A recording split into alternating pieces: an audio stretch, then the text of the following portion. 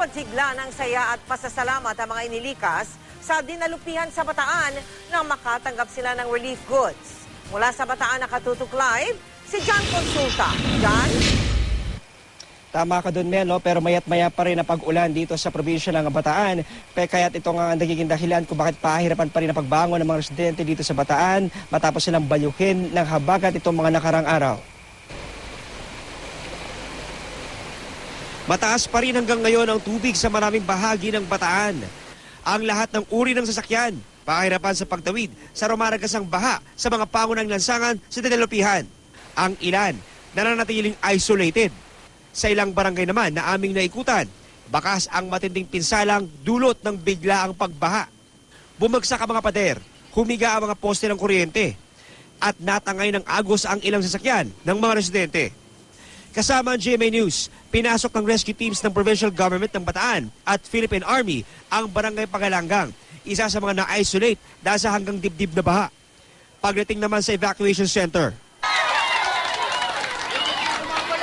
bakas ang pagkasabik na makatanggap ng relief goods. Trap talaga, wala kaming magagawa kundi talaga mag-stay dito. Safety na lang namin yung mga kabarangay namin. Labis-labis ang aking pasasalamat sa mga lahat ng tumulong. Pila-pila naman ang mga evacuee sa Hermosa Municipal High School na gustong ma-check up ng mga eksperto at doktor. Bukod sa alipunga, may iba na inuubo, sinipon, nilalagnat at may LBM o pagdudumi. Inaagapan na rin ang mga residenteng nakakaranas ng simptomas ng malaria at leptospirosis. At kasabay ng pagbaha, inaalalayan din ang mga tinamaan umano ng dengue tulad ng 1 taong gulang na batang ito na nagpapakita na rin ng sintomas. Pero pagkatapos po ng 4 na oras, bumabalik na naman po yung lagnat niya, mataas pa rin.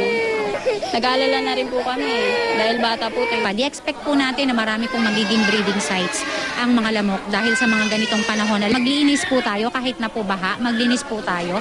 Alisin po natin yung lahat ng mga pwedeng pamugaran ng mga pangitlugan ng mga lamok.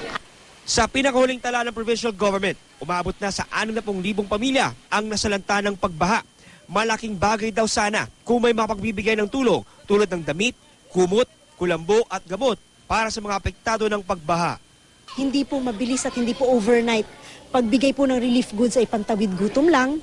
Siguro talagang kailangan po magtulungan ang national, ang probinsya, ang regional, ang private, ang mga NGOs po para po sa rehabilitation. Mel, dahil wala pa rin ang kuryente sa ilang bahagi ng Bataan ay pinipilahan ito mga libreng charging station tulad na ito na pinapatakbo ng generator. Umaasa naman ang mga taga-Bataan na makakarating sa lalong madaling panahon ang ilang ipinangakong mga tulong tulad ng grupong PHAP na agad na magbibigay ng gamot para sa mga apektado ng baha dito sa Bataan. Mel.